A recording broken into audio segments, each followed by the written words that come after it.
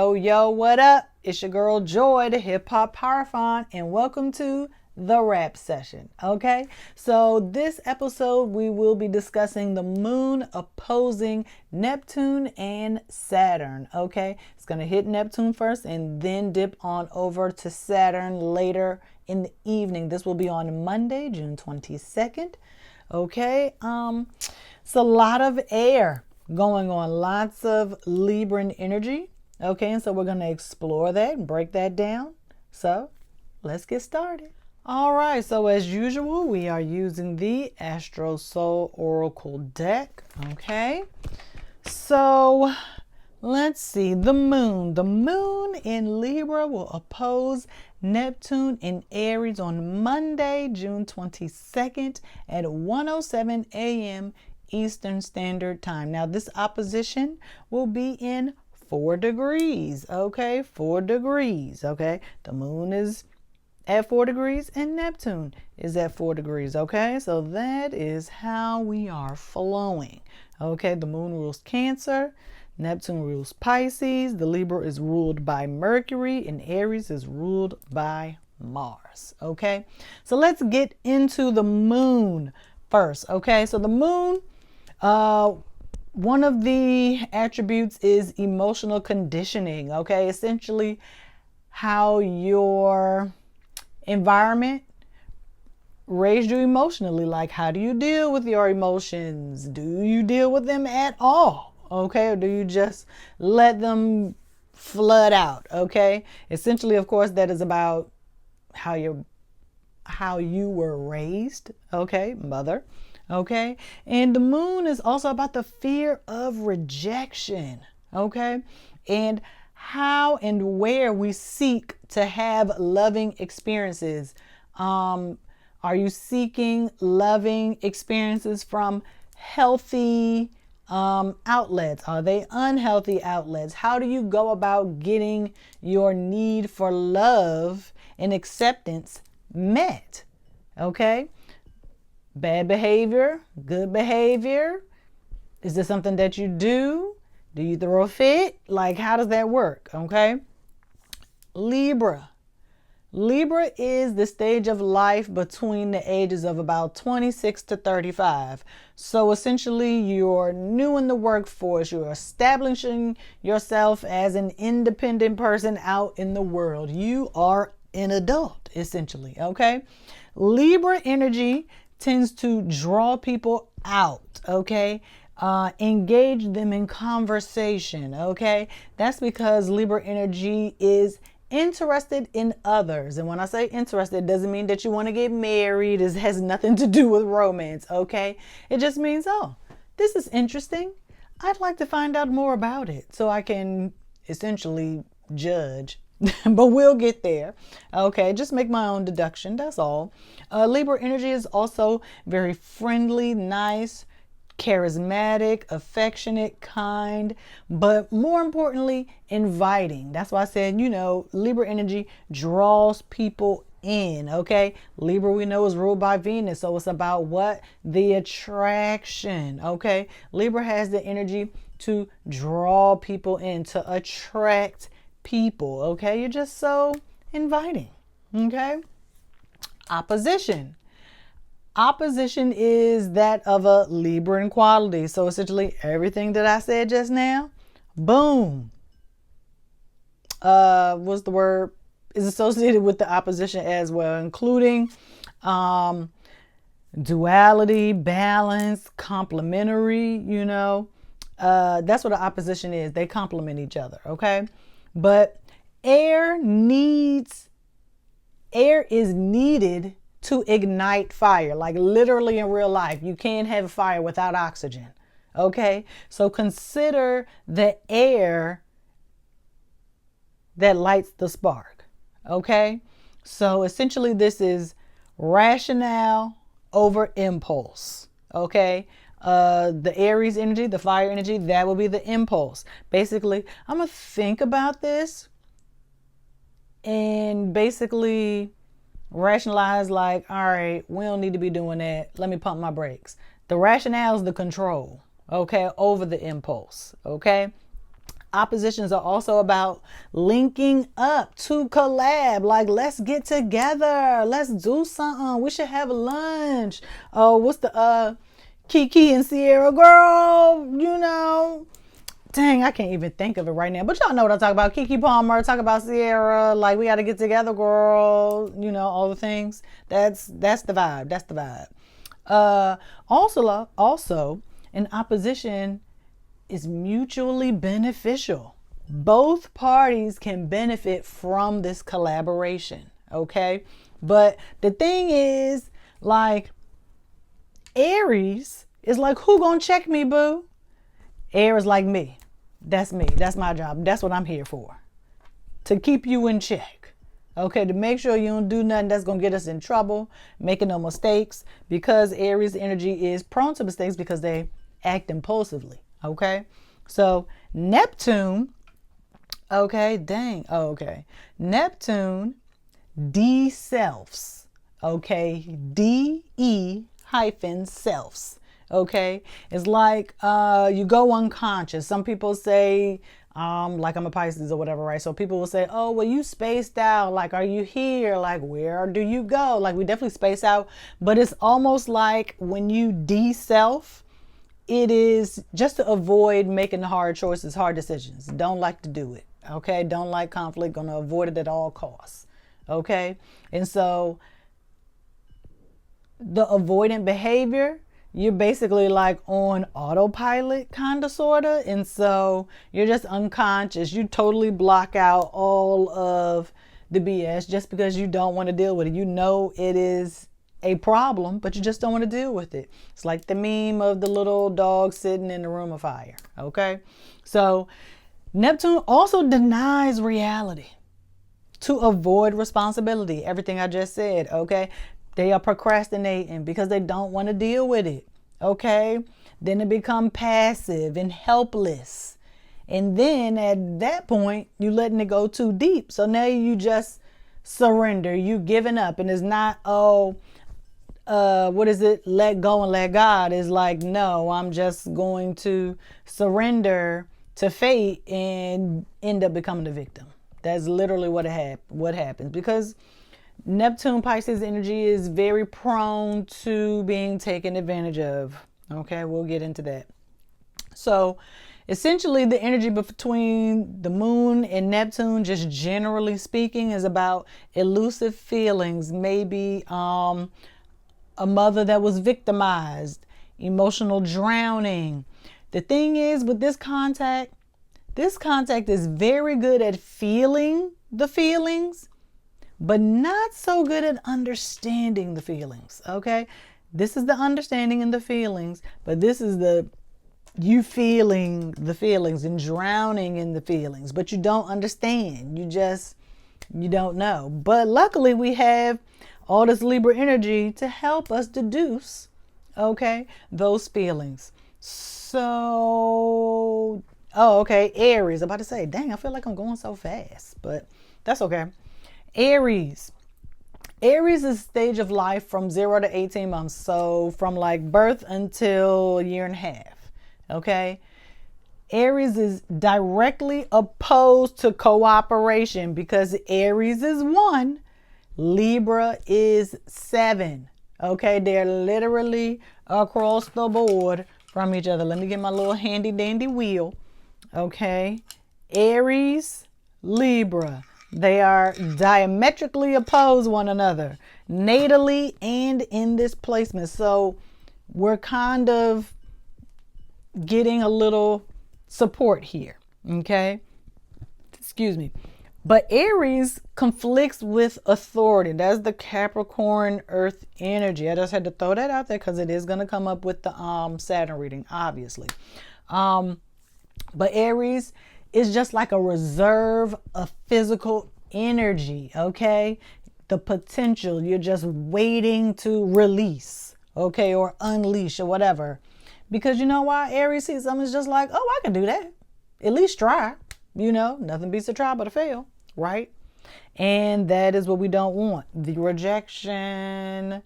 Okay. Aries energy cannot wait. They have no patience. Okay, they don't have a plan, but they also don't have no patience. Okay, Aries attempts more than they get done. So they overpromise, but they don't have any regrets because at least they tried.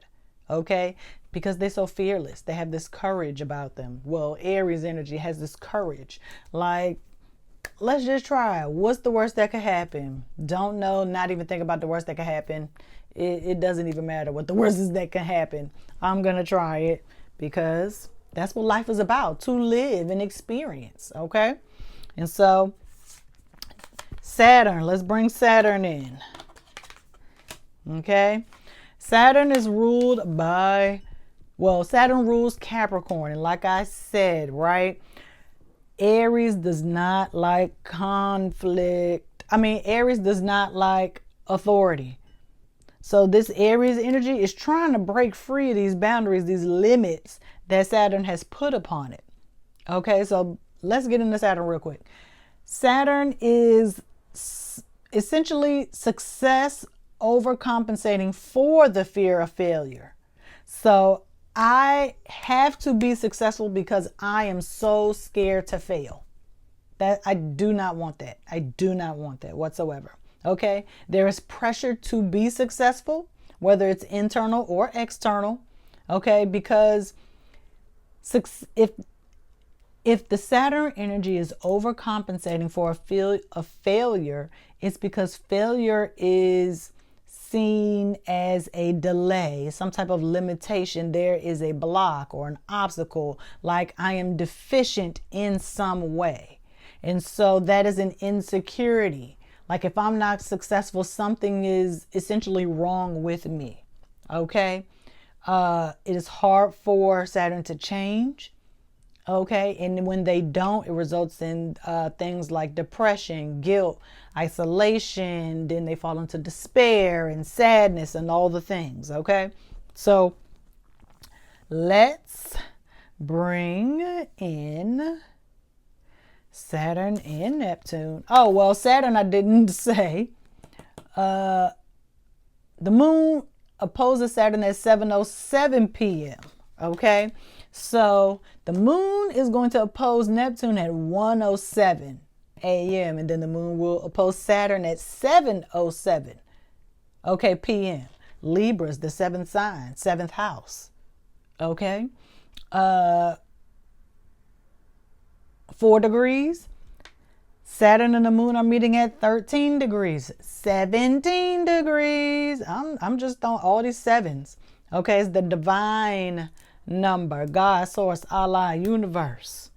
Okay, 777. It's a lot of doubles too with the sevens, and then on the 22nd, and yeah. So now bringing all of this energy together. Let me make sure. Okay, gotta make sure the spread has eagled. Okay, so this could look like or present itself. Oh, Saturn, I meant to say single moms, this is you over here. The Saturn moon contact.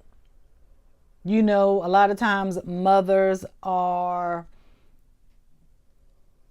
bogged down by so many responsibilities. They don't necessarily have time for their child. They sometimes, if they have more than one child, the oldest child is like the second mother. They become the caretaker. They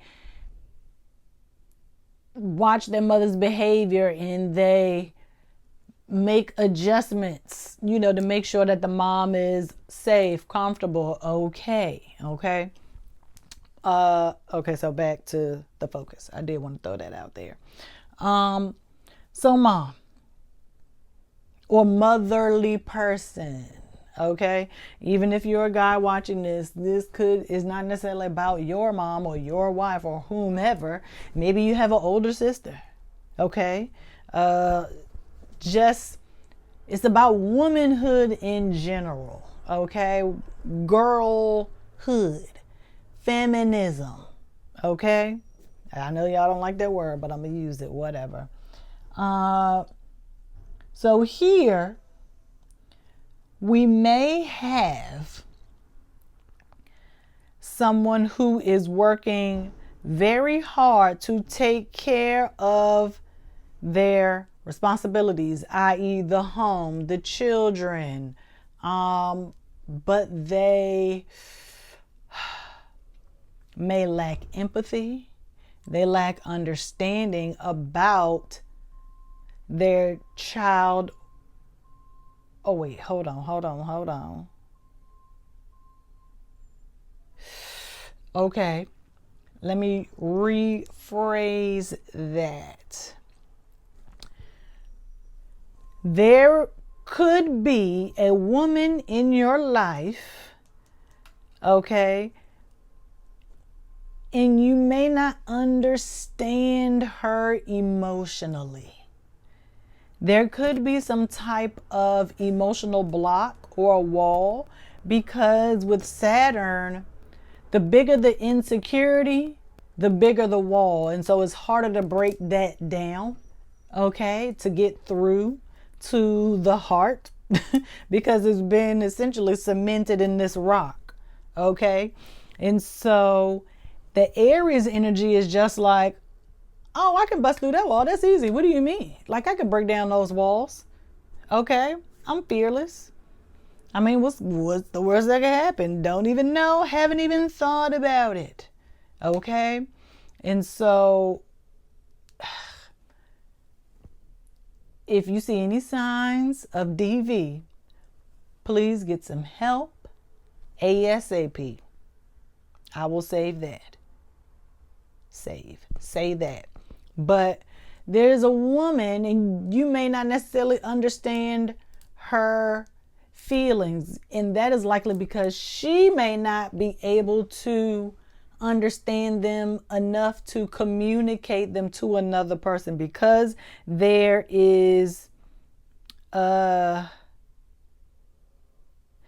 do I want to say Mercury? Why am I thinking Mercury?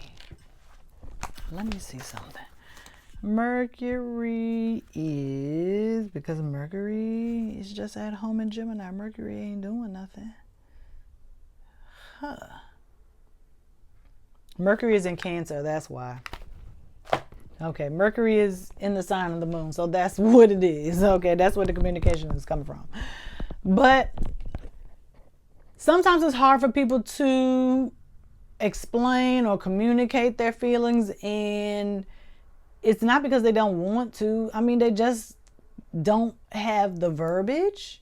They don't know how to explain. Maybe growing up, the moon is about unconditional love. And so maybe this person growing up, or maybe you even,